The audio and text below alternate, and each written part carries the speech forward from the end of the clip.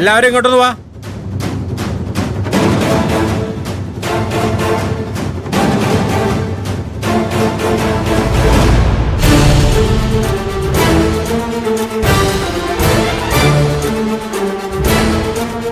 പറഞ്ഞോളൂ മാഡം, എല്ലാവരും എത്തിയിട്ടുണ്ട്.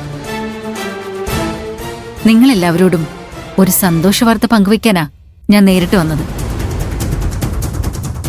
നിങ്ങളിൽ കുറച്ചു പേർക്കെങ്കിലും കൈലാഷിന് പാർവതി ഇഷ്ടമാണെന്ന് അറിയാമായിരിക്കും.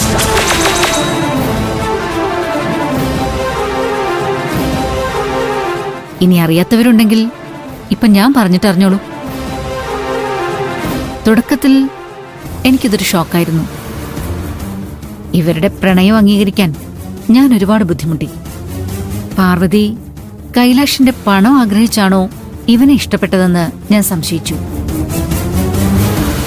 എനിക്ക് പാർവതിയോട് നല്ല ദേഷ്യവും തോന്നി.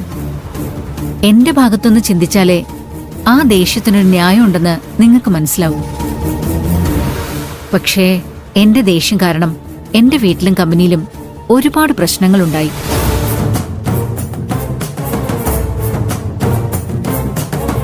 പക്ഷേ എന്റെ ദേഷ്യമെല്ലാം മാറ്റിവെച്ചിട്ട് ചിന്തിച്ചപ്പോഴാ പാർവതി എത്ര നല്ല കുട്ടിയാണെന്ന് മനസ്സിലായത്.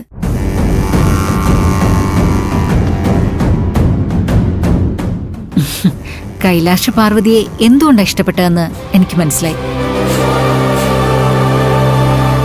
ഇവര് പാർവതിയെ പുകഴ്ത്താണോ അതോ കുറ്റം പറയാണോന്നും മനസ്സിലാവുന്നില്ല മാഡം. ഇതാണ് മാഡം പറഞ്ഞ പ്ലാൻ? ഇതൊന്നും എന്റെ പ്ലാൻ അല്ല. ആന്റി എന്താ ചെയ്യുന്നതെന്ന് എനിക്കും അറിയില്ല. ഇത്രയും നല്ലൊരു കുട്ടിയാണ് കൈലാഷ് ഇഷ്ടപ്പെട്ടതെന്ന് മനസ്സിലാക്കിയ നിമിഷം ഞാനൊരു കാര്യം തീരുമാനിച്ചു. പാർവതിയായിരിക്കും എന്റെ വീട്ടിലെ മരുമകളെന്ന്.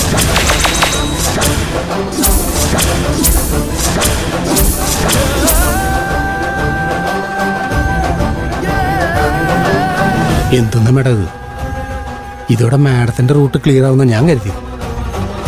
ഇതിപ്പോ മാഡത്തിന് ഇരുട്ടടി കിട്ടിയ പോലെ ആയല്ലോ.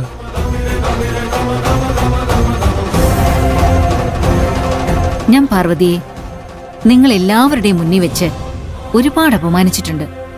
അതുകൊണ്ട് തന്നെയാ ഈ വിഷയവും നിങ്ങൾ എല്ലാവരുടെയും മുന്നിൽ വെച്ച് തന്നെ പറയാമെന്ന് വിചാരിച്ചത്. എന്താ പാർവതി, ഞെട്ടിപ്പോയോ?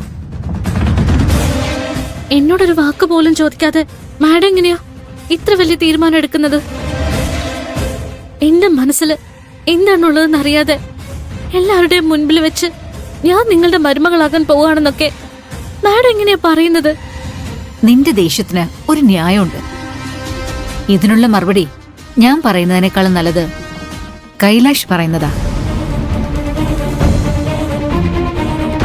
പാർവതി എന്തിനാണ് ടെൻഷനായെന്ന് എനിക്കറിയാം. പാർവതിയുടെ ചേച്ചിയുടെ കല്യാണം നടക്കാൻ പോവാണ്. ഈ സമയത്ത് പാർവതിയുടെ അച്ഛനും അമ്മയും പാർവതിക്കൊരു പ്രണയം ഉണ്ടെന്നറിഞ്ഞാൽ ആകെ പ്രശ്നമാവും എന്നല്ലേ പാർവതിയുടെ പേടി.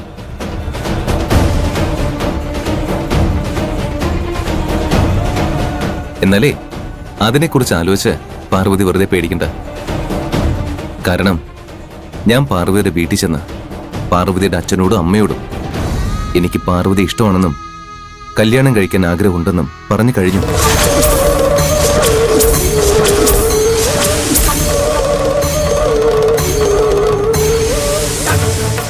പാർവതിയുടെ അച്ഛനും അമ്മയും അത് സമ്മതമാണെന്ന് പറയുകയും ചെയ്തു.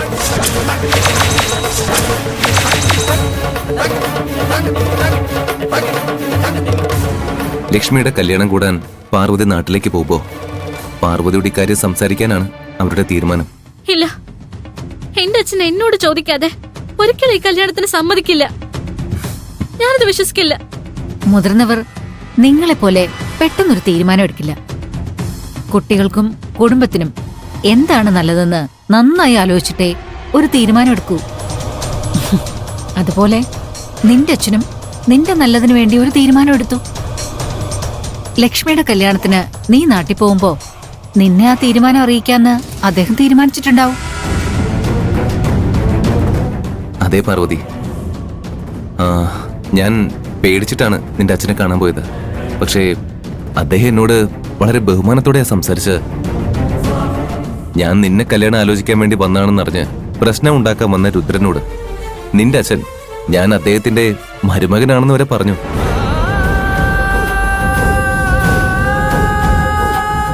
കൈലാഷ് സാർ നല്ല വേഗത്തിലാണല്ലോ കാര്യങ്ങൾ നീക്കുന്നത്. പ്രിയഞ്ചേട്ടൻ ഇങ്ങനെ നോക്കി നിന്നാ കൈലാഷ് സാർ പാറുവിന്റെ കഴുത്ത് താലി കെട്ടിയെന്നും വരും.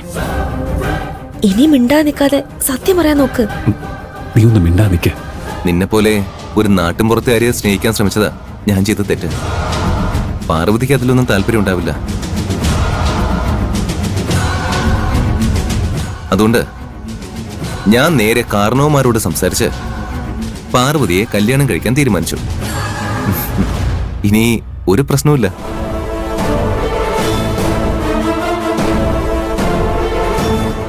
ഇപ്പോ പാർവതിക്ക് ഓക്കെ അല്ലേ? എന്തെങ്കിലും ഒന്ന് പറയൂ പാർവതി. സാറിന് എന്തൊക്കെയോ തെറ്റിദ്ധാരണകൾ സംഭവിച്ചിട്ടുണ്ട്. ഞാൻ പാർവതി എന്താ നിർത്തിയത്? പറയൂ. പാർവതി ആകെ ഞെട്ടി നിക്ക. നീ അവളുടെ അച്ഛനോടും അമ്മയോടും സമ്മതം വാങ്ങിക്കാണൂന്ന് അവൾ ഒരിക്കലും കരുതി കാണില്ല. ആ ഷോക്കിൽ നിൽക്കുന്നതുകൊണ്ടായിരിക്കും അവൾക്ക് പറയാൻ വാക്കുകൾ കിട്ടാത്തത്.